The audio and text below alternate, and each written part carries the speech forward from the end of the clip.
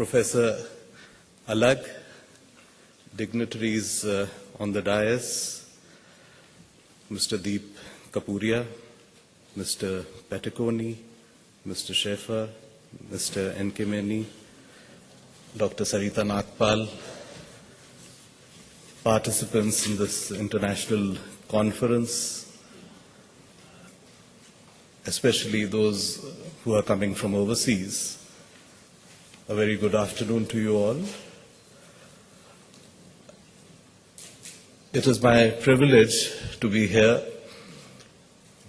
and to be addressing this distinguished gathering. It is a big challenge to be the last speaker after a series of distinguished speakers, and my 37 years of civil service experience has taught me not to come with a prepared text, because I expect, and as it has happened, all the important issues have been already covered by the speakers who spoke before me. But having said that, I do recognize the vast experience that is there in the audience representing various countries. Every country has its own experience, and I do think that in the 2 or 3 days of this conference, we will have a wealth of information which will be useful for everyone who will be participating in this conference. When we are talking about clusters, we are essentially looking at the small enterprises. And while the conditions may differ from country to country, I think there are certain things which are common to the small enterprises. And the most important thing, in my opinion, is that these enterprises are being run and managed largely by single individuals. Or at any rate, they do not have a big support system behind them like the corporates do. Now that poses a number of challenges in itself. First and foremost, what is the clout that an individual entrepreneur holds in policy making, in advocacy, in dealing with the other stakeholders who have an institutional backing behind them?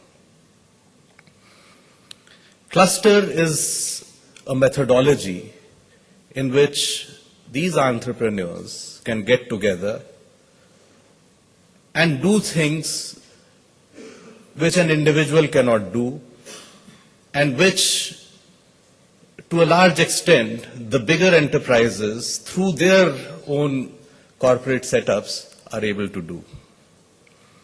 So that's, I think, one of the common features that we are addressing through the clusters. Everywhere, the clusters face problems. The small enterprises have their problems, whether it is access to finance, credit, equity, whether it is the issues of technology or access to market. But all these things overarching the issue of information. There is lack of information. There is unevenness of information from one part, one region to another, from one industry vertical to another. So the second issue, besides the overall environment confronting the small enterprises, is that of information asymmetry. Now, these two issues have to be tackled somehow, and we are looking at ways on how to deal with these issues, and through the mechanisms of dealing with these issues, address the problems at the next level, which I just mentioned, are issues of credit, finance, technology, market, branding, and so on and so forth. India is a huge country, and I consider it a privilege to be in a ministry which is perhaps the only one in this world which is dealing exclusively with the micro, small and medium enterprises. At least I am not aware of any other country which has a ministry only dealing with micro, small and medium enterprises. And therefore, one has been thinking that what should be the mandate of this ministry and what should be the strategy that we should adopt. Because as the speakers before me mentioned, there are a number of stakeholders and economic actors in play, and surely our ministry is not the one who is able to control all those actors. SIDBI, for instance, is part of the Ministry of Finance, the Department of Financial Services, then you have the Ministry of Labour. Within the Government of India, there are specialized ministries looking after industry verticals, the IT Ministry, the Electronics Ministry, the Food Processing Ministry, the Textiles Ministry, and other ministries of a similar nature. And micro, small and medium enterprises do not function in isolation. We have a huge range, a huge spectrum of enterprises. On one end of the spectrum, you have enterprises using very low levels of technology, traditional skills, where the issues are primarily connected with livelihood. On the other end of the spectrum, you have very high-tech enterprises, very innovative enterprises. And in the middle, you have enterprises which are producing more than 6,000 or 7,000 products and which are part of different value chains. So what kind of strategy do we devise for these enterprises? The total number of enterprises as per our census is over 40 million. They employ more than 80 million people. After agriculture, the MSMEs are the single largest employer in this country. As was mentioned by Mr. Kapuria, MSMEs contribute 8% to the country's GDP, 45% to the manufacturing output, 40% of the exports are from this sector, and yet they are part of different value chains. So while these contributions are there, they are not functioning in isolation, they are part of value chains. So in this context, we look at clusters as a means of reaching out to the vast number of enterprises producing a diverse range of products and being part of a very diverse systems of business which are conducted in this country and globally. On top of that, they are together part of a global competitive system, because a product which is being produced anywhere else can challenge a product being produced in India and vice versa. So these are, this is broadly the situation which we are placed in, and I believe that this is also the position obtaining in many other countries. So what have we been able to do? As I mentioned, we have a cluster development program, but before that, let me tell you, our ministry has an annual budget of over $500 million, and we use this budget to through some programs catering to the needs of the small and medium enterprises and the micro enterprises through the various stages of life cycle of MSMEs. It covers, obviously, the entire range of the MSMEs that one talked about, but obviously this money is not enough. And these funds are supplemented by the financial institutions, the banks, the programs of the state governments, and so on and so forth. We have been trying to tackle some of the very basic issues, and Mr. Maini has mentioned the issues of credit access and the new instrumentalities which have been worked out, some of which with the support of money provided by the Ministry of Micro Enterprise, Small and Medium Enterprises, like Credit Guarantee Trust Fund, a fund for upgradation of technologies through the banking systems, using the banking systems.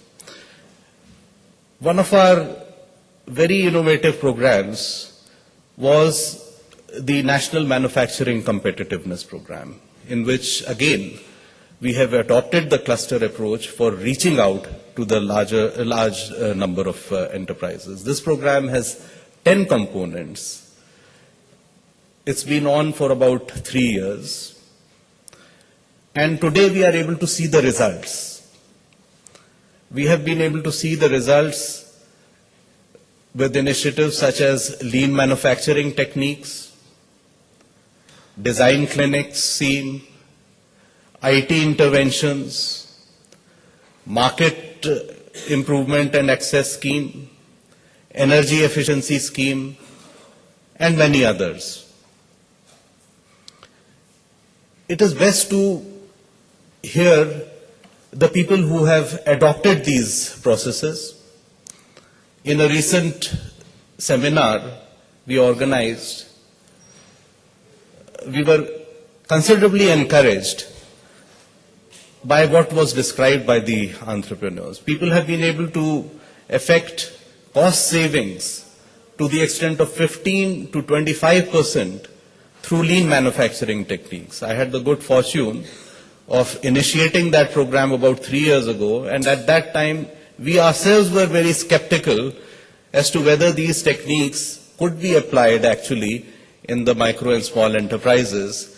And today we have documented information from about 80 clusters and something like 700 enterprises, which are very encouraging, showing very encouraging results. Similarly, for the other schemes which I mentioned, some of the schemes are of much recent origin, like the energy efficiency scheme, the Tech-Up scheme under the National Manufacturing Competitiveness Program. We have also been thinking of other initiatives. While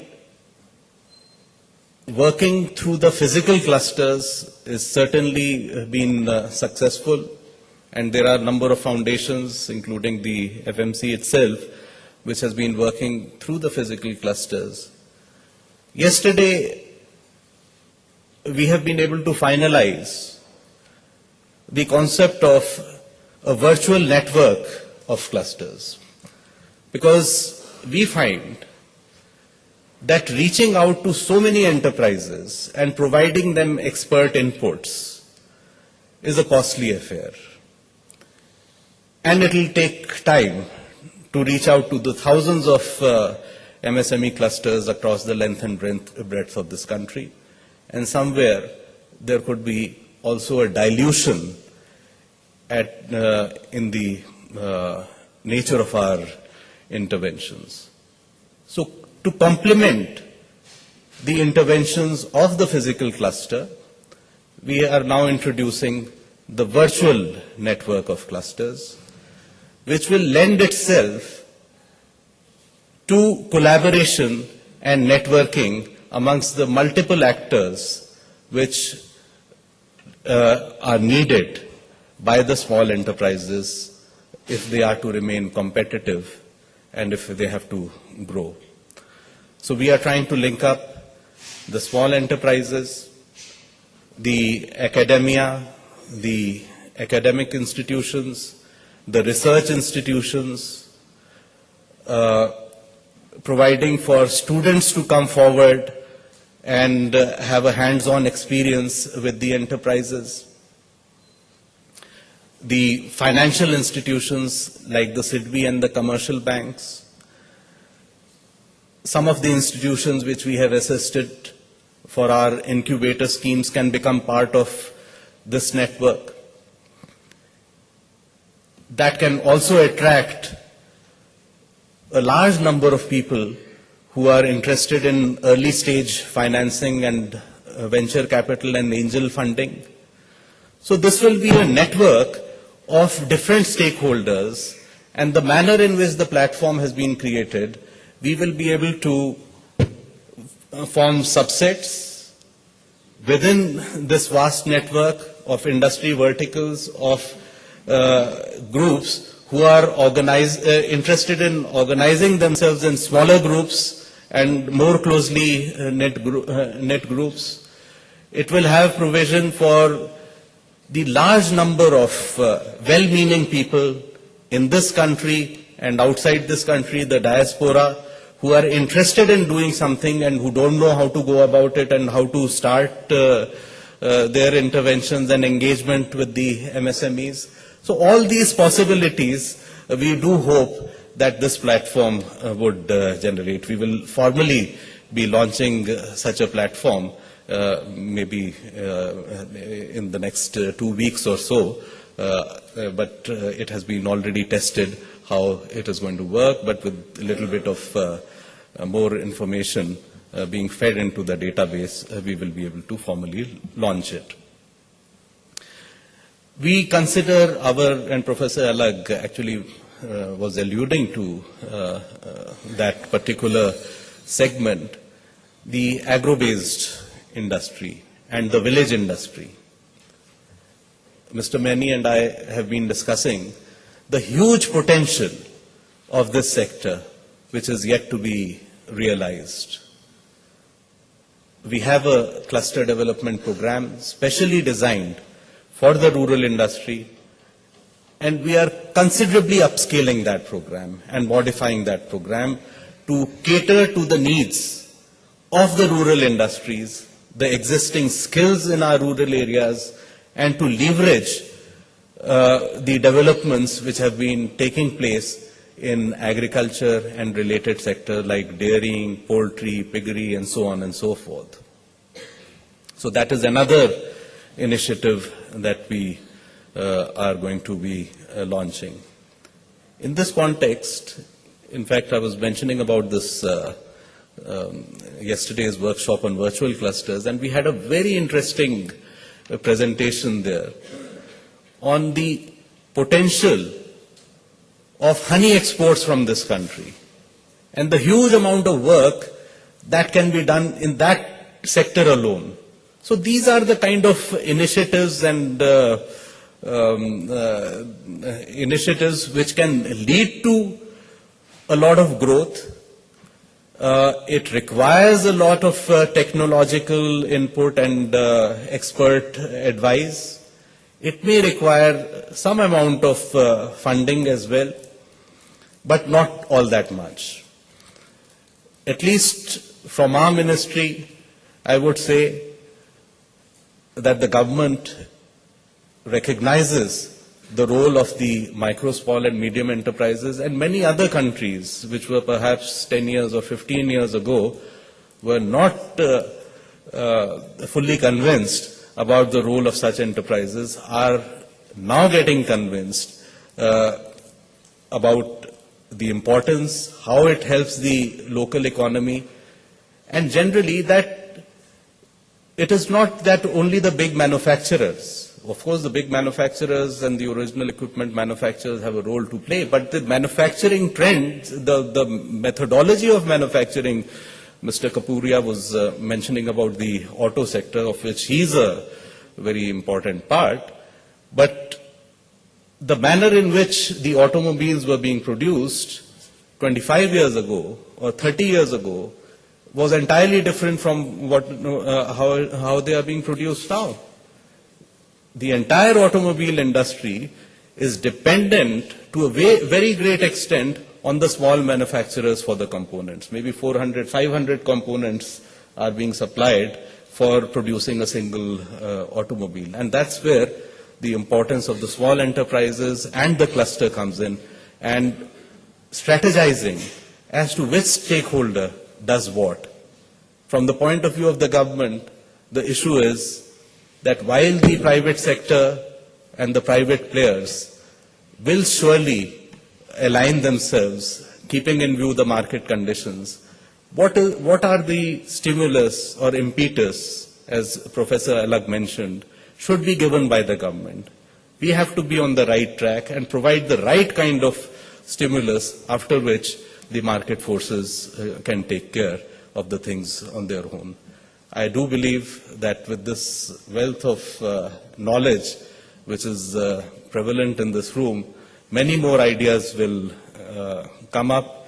We stand to benefit from the ideas and experiences gained in other countries, and likewise we would be happy to share our thoughts, our experiences on how clusters can be made more effective. I wish this conference all the success and good deliberations. If you have a chance, there are a number of very interesting clusters around Delhi.